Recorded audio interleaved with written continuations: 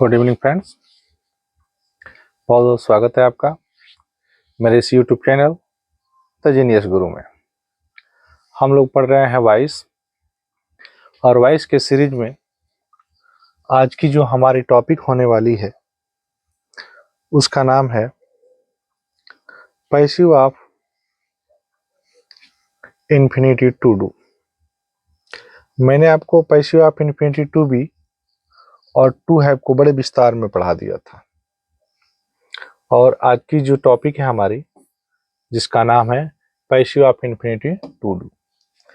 तो सबसे पहले हमें यह जानना है कि अगर एक्टिव वॉइस में इन्फिनिटी टू डू का प्रयोग किया गया हो तो कैसे पहचानेंगे। ध्यान रखिएगा। होगा, हमको ये पहले से पता है कि डू का मतलब होता है do, does, did. Do does का प्रयोग प्रेजेंट टेंस में होता है और डिड का प्रयोग पास्ट टेंस में होता है। यह प्राइमरी वर्ब बोले जाते हैं जो तीन प्रकार के होते हैं। एक बी होता है, हैव होता है, और क्या होता है, डू होता है। तो मैं आपको बता चुका हूं कि बी का मतलब is am are was were होता है, हैव का मतलब हैज हैव हैड होता है, और डू का मतलब डू डज डीड होता है। तो इसके प्रीवियस वीडियो में मैंने आपको इन्फिनिटी टू बी और टू हैव के बारे में डिटेल से बता दिया था, और आज की जो वीडियो हमारी होने वाली है वह है passive of infinity to do. तो कैसे पहचान लेंगे टू डू कि जब किसी वाक्य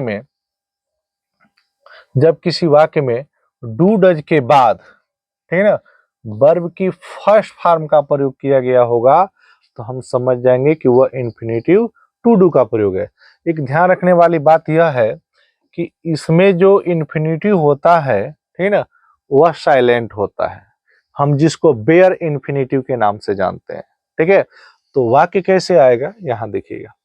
वाक्य आएगा she does read a book. ठीक है ना, ये जो डू डज होता है हम इम्फेसिस, जोर देने के लिए प्रयोग करते हैं। अब इसका हिंदी मतलब ये होगा कि वह एक किताब पढ़ती तो है, ठीक ना, वह किताब पढ़ती तो है। इसका अर्थ हम यह निकालेंगे। हालांकि ये जो वर्ब है डज रीड, इससे पहले जो है टू का प्रयोग हुआ है, लेकिन यह बेयर इन्फिनिटिव है, यह साइलेंट है, यह आपको दिखेगा नहीं, यहाँ पर लिखा नहीं जाता है। कन्फर्म है ना? ये तो समझ गए कि हम टू डू का प्रयोग कैसे पहचानेंगे। ठीक है ना? उसमें होगा क्या, एक बार पुनः हम समझ लेते हैं कि डू डज डीड में से कोई एक होगा, और यहाँ जो है वर्ब की फर्स्ट फॉर्म होगी। ध्यान रखिएगा, अगर यही वाक्य ऐसे होता कि she does not read a book, वह एक किताब नहीं पढ़ती है, तो यह हमारा जो है इन्फिनिटी टू डू का प्रयोग नहीं हुआ। यह प्रेजेंट इंडेफिनिट टेंस में है, और नेगेटिव सेंटेंस होने के चलते यहाँ हेल्पिंग वर्ब का प्रयोग किया गया है। डज जो है यहाँ हेल्पिंग वर्ब का प्रयोग है। यहाँ जो है डू डज इम्फेसिस, जोर देने के लिए प्रयोग है। यह टू डू है, लेकिन नीचे वाला टू डू का प्रयोग नहीं है। अब तो हम पहचान लेंगे इन्फिनिटी टू डू का प्रयोग, तो कैसे उसको पैसिव वॉइस में चेंज करेंगे, आज की टॉपिक हमारी यही है। अगर एक्टिव वॉइस के वाक्य में इन्फिनिटी टू डू का प्रयोग किया गया हो तो ऐसे वाक्यों को पैसिव में बदलते समय वर्ब डू को हटा दिया जाता है। यानी कि हम यह मान करके चलते हैं कि इस वाक्य में जो है डू का प्रयोग हुआ ही नहीं है। ठीक है ना? मैं थोड़ा सा आपको एग्जांपल में बता दूं। जैसे लिखा है she does read a book, वह एक किताब पढ़ती तो है। क्या? A book. तो अ बुक ऑब्जेक्ट को हमने सब्जेक्ट बना लिया, और यह प्रेजेंट इंडेफिनिट टेंस में ही है। प्रेजेंट इंडेफिनिट टेंस को पैसिव में बदल समय इज एम आर का प्रयोग करते हैं। सब्जेक्ट सिंगुलर है इसलिए इज हो गया। ठीक है ना? और ये जो इम्फेसिस देने वाले जो इन्फिनिटी टू डू है उसको क्या कर दीजिएगा, रिमूव कर दीजिएगा, हटा दीजिएगा, उसको नो मान करके चलते हैं। ठीक है, तो इज हो जाएगा। वर्ब की थर्ड फॉर्म, रीड का थर्ड फॉर्म रेड हो जाएगा। सब्जेक्ट को ऑब्जेक्ट का स्थान पर लिखने से पहले बाय हो जाएगा। सी को ऑब्जेक्ट का स्थान पर लिखेंगे तो ऑब्जेक्टिव केस में लिख देंगे, हर हो जाएगा। एक एग्जांपल और समझते हैं। He did do this work, उसने यह काम किया तो था। पास्ट इनफिनिट में है। क्या किया था, दिस वर्क हो जाएगा, पास्ट टेंस में है वाज वर हो जाएगा, सिंगुलर सब्जेक्ट होने के चलते वाज हो जाएगा, इसको हटा दिया जाएगा, वर्ब की थर्ड फॉर्म लिख दी जाएगी, सब्जेक्ट को ऑब्जेक्ट का स्थान पर लिखने से पहले बाई हो जाएगा और ही का क्या हो जाएगा, हिम हो जाएगा। ओके, उम्मीद है कि यह जो है टॉपिक आपको बहुत अच्छी तरह से समझ में आ चुकी होगी।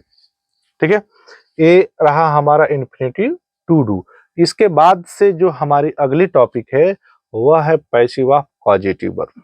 पैसिव ऑफ कॉजेटिव वर्ब, हालांकि ये जो चीजें मैं बता रहा हूँ पैसिव वाइज, यह इंपॉर्टेंट तो है, बहुत इंपॉर्टेंट है, स्पेशली कॉम्पिटिटिव एग्जाम्स के लिए बहुत इंपॉर्टेंट है। यह एकेडमिक लेवल, हाई स्कूल और इंटर पर बहुत ही कम आते हैं, लगभग न के बराबर आते हैं, लेकिन ये कॉम्पिटिटिव लेवल में बहुत बार पूछे जाते हैं। कॉजेटिव वर्ब से जो है इंटरमीडिएट में कई बार सवाल आए हुए हैं, हाई स्कूल में नहीं आए हैं।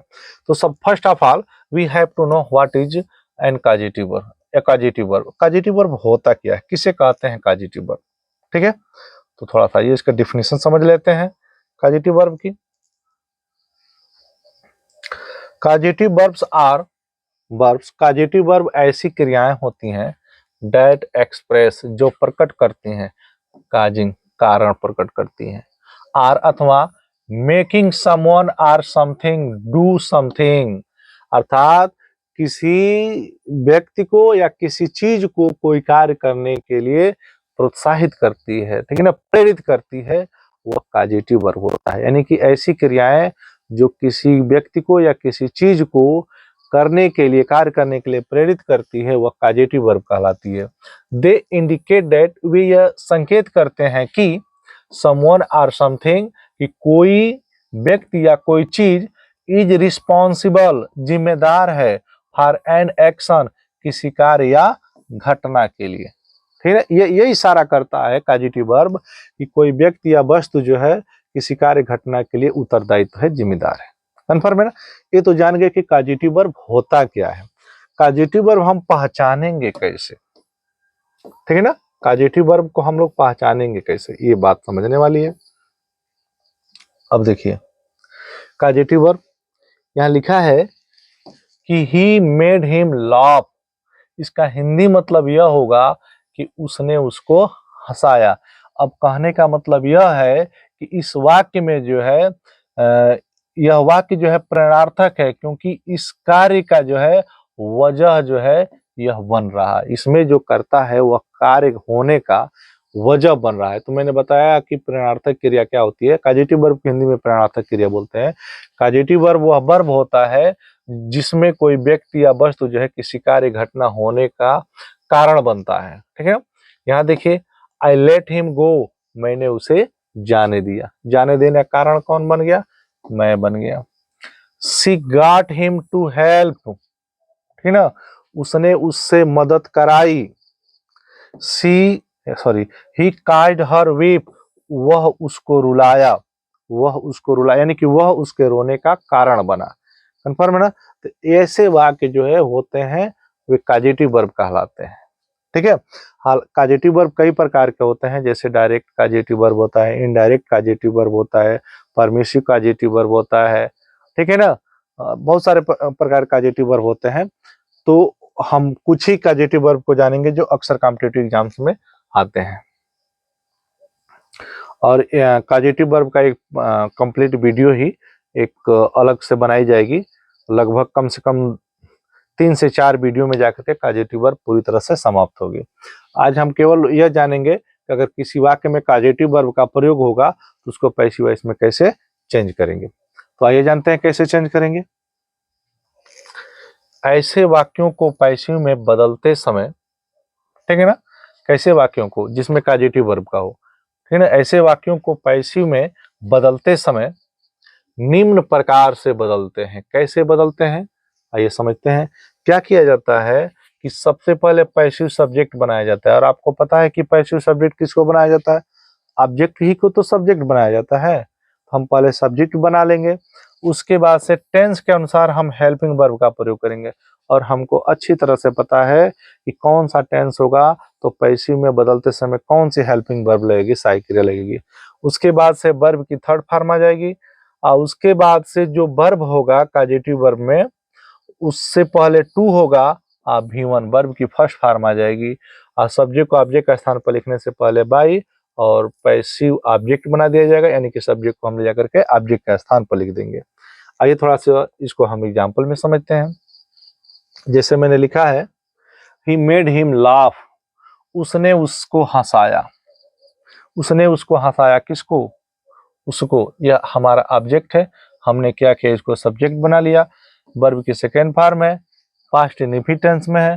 पास्ट इंडेफिनिट को पैसिव वॉइस में बदलते समय वाज वर्ब लगता है। सब्जेक्ट सिंगुलर है, वाज हो जाएगा, और मेड का थर्ड फॉर्म मेड हो जाएगा। इसको सब्जेक्ट बना लिए हैं, तो ये जो वर्ब है इसको हम इन्फिनिटिव में रखेंगे। वर्ब की फर्स्ट फॉर्म प्लस टू हो जाएगा, टू प्लस वर्ब की फर्स्ट फॉर्म। सब्जेक्ट को ऑब्जेक्ट का स्थान पर लिखने से पहले बाई हो जाएगा, और ही का ऑब्जेक्टिव केस हिम हो जाएगा। श्योर है?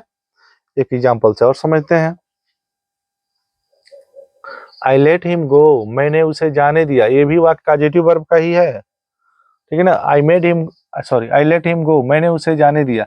सॉरी, इसको हम, यह प्रेजेंट इंडेफिनिट भी हो सकता है और पास्ट इंडेफिनिट टेंस भी हो सकता है। कैसे हो सकता है? क्योंकि लेट का फर्स्ट फॉर्म, सेकेंड फॉर्म और थर्ड फॉर्म सेम होती है, ठीक है ना। तो अगर आप इसको प्रेजेंट टेंस में मान रहे हैं तो पैसिव वॉइस में बदलेंगे तो ईजेएमआर का प्रयोग करेंगे। लेकिन यदि आप इसको पास्ट टेंस में मान रहे हैं तो पैसिव वॉइस में बदलते समय वाज वर्ब का प्रयोग करेंगे। आइए हम इसको प्रेजेंट टेंस में मान करके चलते हैं। आई लेट हिम गो, मैं उसको जाने देता हूँ। किसको? उसको। सब्जेक्ट लेंगे, ही हो जाएगा। प्रेजेंट इंडेफिनिट मानकर चल रहे हैं तो पैसिव में ईजेएमआर हो जाएगा। सिंगुलर सब्जेक्ट इज होगा, लेट का थर्ड फॉर्म लेट होगा, ठीक है ना। और इसको इन्फिनिटिव में बदल देंगे, टू प्लस वर्ब की फर्स्ट फॉर्म हो जाएगी। सब्जेक्ट को ऑब्जेक्ट का स्थान पर लिखने से पहले बाई और आई का मी हो जाएगा। आप चाहें तो इज के जगह पर आप वाज भी लिख देंगे तो सही होगा, क्योंकि यह प्रेजेंट इंडेफिनिट और पास्ट इंडेफिनिट दोनों रूपों में सेम है और दोनों रूपों में यह माना जा सकता है। एक एग्जाम्पल और देख लेते हैं। यहाँ लिखा है, she got him to help, ठीक ना, वह उससे मदद कराई, ठीक ना। She got him to help, वह उससे मदद कराई, वह उसकी मदद कराई। किसकी? उसकी। तो हिम सब्जेक्ट बना लिए, पास्ट इंडेफिनिट टेंस में वर्ब की सेकेंड फॉर्म है, वाज हो जाएगा और एक गॉट हो जाएगा। अब यहाँ समझिएगा, इसकी फर्स्ट फॉर्म होती है get, got, got. Get, got, got, और वर्ब की थर्ड फॉर्म गॉटेन भी होता है और गॉट भी होता है। फिर अंतर क्या है कि गॉट और गॉटेन में, देखिए गॉटेन जो होता है ना, वह अमेरिकन लिटरेचर में लिखा जाता है, वर्ब की थर्ड फॉर्म के रूप में अमेरिकन लिटरेचर में लिखा जाता है। और चूंकि हम लोग ब्रिटिश इंग्लिश पढ़ते हैं, और ब्रिटिश इंग्लिश में जो है वर्ब की first form get, second form got, third form got होता है। हाँ, कभी कभार जो है गॉटेन का भी प्रयोग किया जाता है, लेकिन वह जब एडजेक्टिव के रूप में प्रयोग किया गया हो तब हम गॉटेन शब्द का प्रयोग कर सकते हैं, ठीक है ना। तो आइए समझते हैं। He was got, get, got का थर्ड फॉर्म भी गॉट ही होता है। हमने इसको सब्जेक्ट बना लिया है, ठीक है ना, तो टू हेल्प हो जाएगा, और सब्जेक्ट को ऑब्जेक्ट का स्थान पर लिखने से पहले बाई और सी का क्या हो जाएगा? हर हो जाएगा। नाउ नेक्स्ट, अगला वाक्य है, he will cause her weep, वह उसको रुलाएगा। वह उसको रुलाएगा, किसको? उसको। हर को सब्जेक्ट बना लिए, सी हो जाएगा। फ्यूचर इंडेफिनिट टेंस में है, पैसिव बदल में विल भी, शैल भी हो जाएगी। वर्ब की थर्ड फॉर्म हो गई, और वीप का इन्फिनिटिव हो जाएगा, टू वीप हो जाएगा। सब्जेक्ट को ऑब्जेक्ट का स्थान पर लिखने से पहले बाई हो जाएगा, और ही का क्या हो जाएगा? हिम हो जाएगा। उम्मीद है कि यह बातें जो है आपको बहुत अच्छी तरह से समझ में आ चुकी होगी। तो आज हमने आपको पढ़ाया passive of infinity to do और पैसिव ऑफ कॉजेटिव वर्ब, ठीक है। यह कॉम्पिटिटिव लेवल के लिए बहुत ज़्यादा इम्पोर्टेंट है, एकेडमी लेवल के लिए उतना महत्वपूर्ण नहीं है। हाई स्कूल में तो लगभग नहीं आता है, इंटरमीडिएट में कभी कभार आता है। लेकिन जो लोग कॉम्पिटिटिव की तैयारी कर रहे होंगे या फिर जिनको डिटेल्स जानकारी लेना है, इनको डीप नॉलेज रखना है, उनके लिए यह वीडियो जो है बिल्कुल परफेक्ट है, ठीक है। तो आपको हमारी वीडियो कैसी लगती है, आप लाइक, शेयर और कमेंट में जरूर बताते रहें ताकि हमें हौसला मिले और हम अच्छा से अच्छा और गहरी टॉपिक आपको प्रदान कर सकें। तो आज के लिए बस इतना ही। Okay, thank you, good night.